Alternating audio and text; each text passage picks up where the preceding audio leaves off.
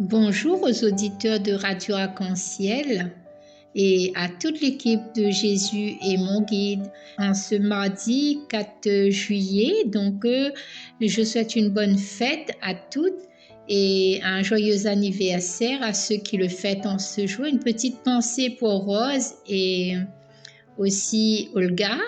Il y a aussi Marie-Claire.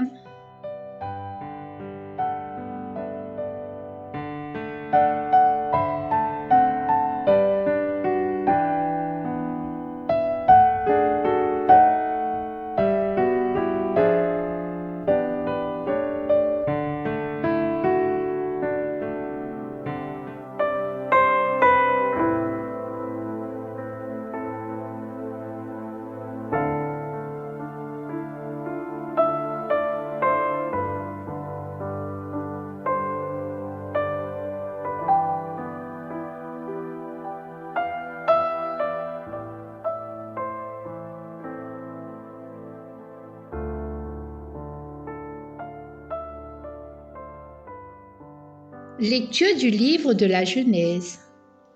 Au cours de la nuit, les gens de Sodome avaient attaqué les 2 voyageurs qui étaient venus chez Lot.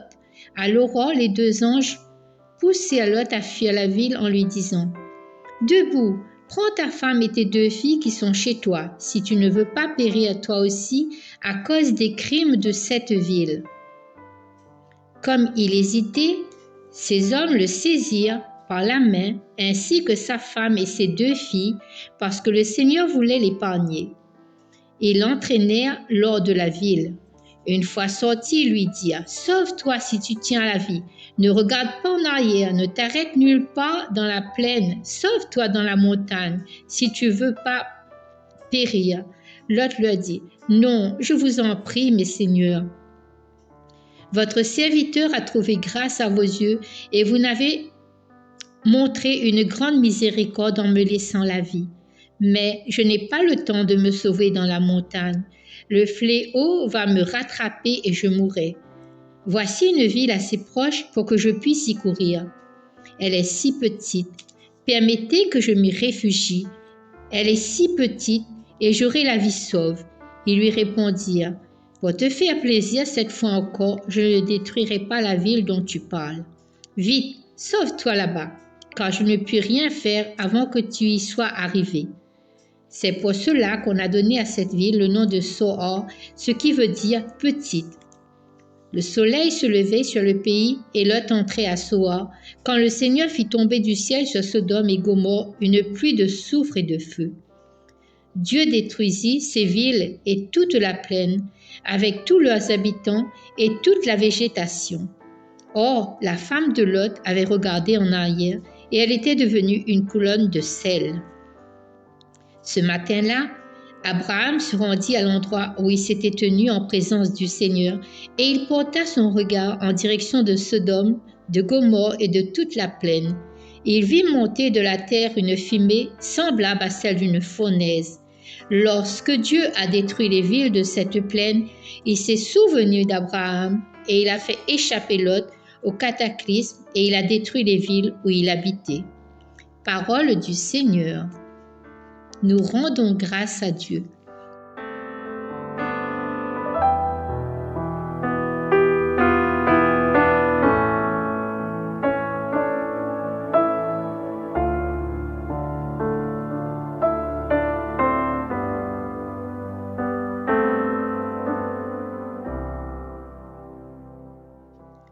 À Sodome, malgré la prière d'Abraham, Dieu n'a pas trouvé des justes qui auraient permis de sauver cette ville. Pourtant, Dieu a accepté que Lot, le neveu d'Abraham, soit épargné. Il lui dit : « Prends ta femme et tes 2 filles, de peur d'être emporté par le châtiment de la ville. » Dans ce récit, nous voyons qu'il y a eu des cataclysmes comme il y en a aujourd'hui, des cataclysmes naturels comme on en voit encore aujourd'hui, qui a ravagé des villes. Dans ce récit aussi, on entend la légende populaire, on a insufflé la signification de la foi. Avoir la foi, c'est aussi obéir comme Lot qui a su obéir. Et quand dans ce texte, on lui demande de quitter la ville et il est prêt à tout quitter pour partir. C'est une part très courte et très longue de l'écriture, car dans ce texte, c'était un peu ce texte rural, un peu dans la campagne. Et souvent, des fois, il faut quitter la ville pour pouvoir aller trouver un peu de réconfort, comme souvent aller dans la forêt, aller s'éloigner pour pouvoir prendre sur soi et aller sur la montagne. Comme nous ici, c'est le piton des neiges qu'il faut essayer de gravir pour se mettre en relation avec Dieu. Et là, c'est aussi fuir un peu la ville et fuir aussi et pour reconnaître un petit peu ce qu'il y a de mal en nous pour qu'on puisse revenir convertir notre cœur et puis se dire le Seigneur m'a invité à moi aussi et il me dit fuis ce qui est mal. Et quand il dit la perversion, il dit souvent c'est l'Apocalypse, la fuite des disciples du Christ. Et c'est pour cela qu'on nous dit revêt-toi de la bonne teneur du Christ. Et chaque jour, on doit dire Seigneur, aide-nous à voir et à comprendre ce qui est dans notre situation et mets de la lumière de la foi, mets la lumière en moi et autour de moi. Dans cette lettre aussi, il y a aussi un rapport de force, un rapport, celui qui se sent plus puissant, il veut écraser les autres et le Seigneur nous fait comprendre que non, il faut donner et favoriser tout ce qui s'appelle les rencontres fraternelles, l'entraide aussi, pour ne pas avoir de la discrimination et l'indifférence. Il y a aussi un petit peu une façade pour cacher cette misère-là. Et quelquefois, on ignore nous-mêmes nos propres voisins, on ignore même la misère des autres. Et pourtant, le Seigneur nous dit la dignité de l'homme, c'est chacun d'entre nous qui doit pratiquer cette bonne volonté pour pouvoir aider les uns les autres. Ici, le Seigneur nous montre une grande miséricorde à l'égard de chacun en nous assurant la vie.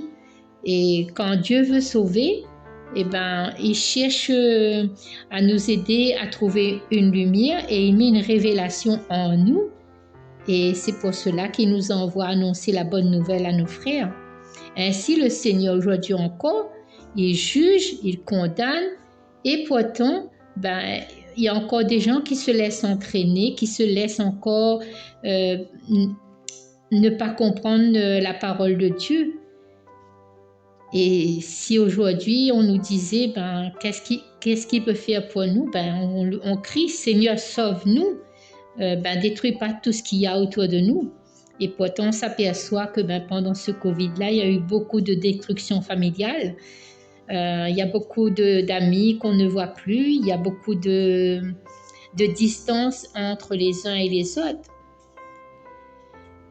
Et sans doute, le Seigneur, ce qu'il attend des chrétiens, c'est de la bonne volonté et il nous demande de prendre des responsabilités afin d'inventer un monde meilleur, un style de relation qui pourrait nous aider à mieux vivre ensemble et aussi pour que chacun puisse s'épanouir.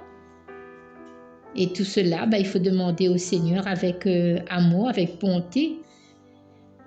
Et dans le texte, quand on nous dit la femme de Lot a regardé en arrière et elle devint une colonne de sel. Il veut dire que quelque part, nous aussi, si on regarde trop en arrière, on a l'impression d'être pétrifié, de rester comme un arbre.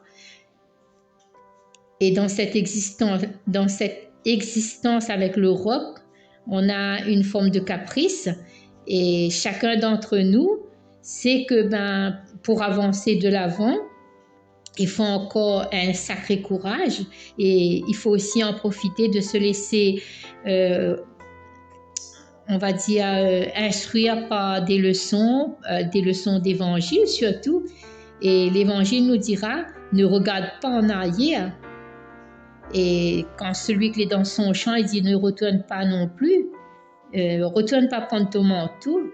Il nous dit quitte tout ce qu'il faut quitter et avance. Et pour pouvoir atteindre le royaume de Dieu, il nous dit d'avancer. Aujourd'hui encore, il nous donne l'occasion supplémentaire. Il nous dit, comme les anciens, comme les personnes âgées, eh ben nous aussi, il faut pouvoir avancer et montrer le chemin à nos jeunes enfants. Quand je dis nos jeunes enfants, il y a les petits, les grands, les moyens, un petit peu ceux qui sont dans la jeunesse, tout ça, ben, il faut leur donner un mode de vie, une expression de vivre et quelque chose de concret.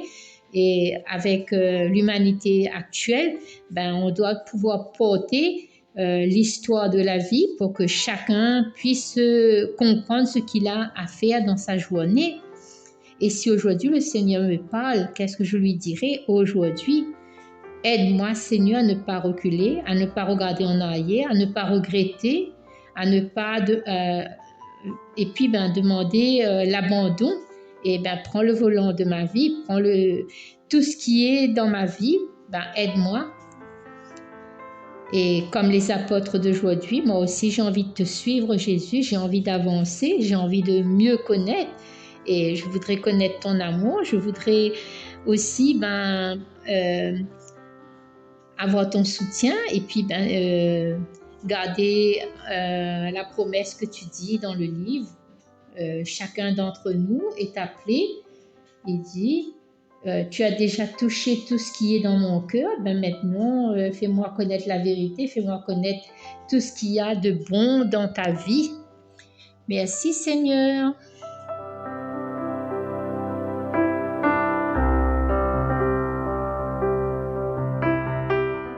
Psaume 25. J'ai devant les yeux ton amour, Seigneur. Éprouve-moi, Seigneur, scrute-moi. Passe au feu mes reins et mon cœur. J'ai devant les yeux ton amour. Je marche selon ta vérité. J'ai devant les yeux ton amour, Seigneur.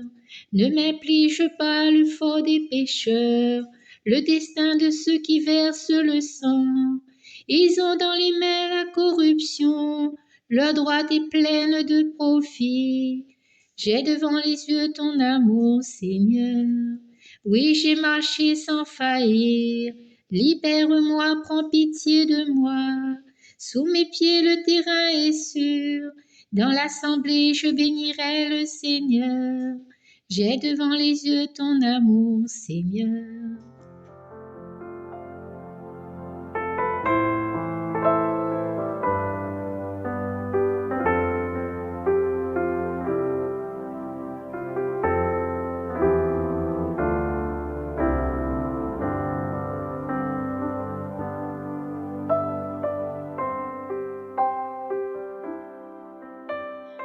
Coucou les amis, c'était Néline avec vous.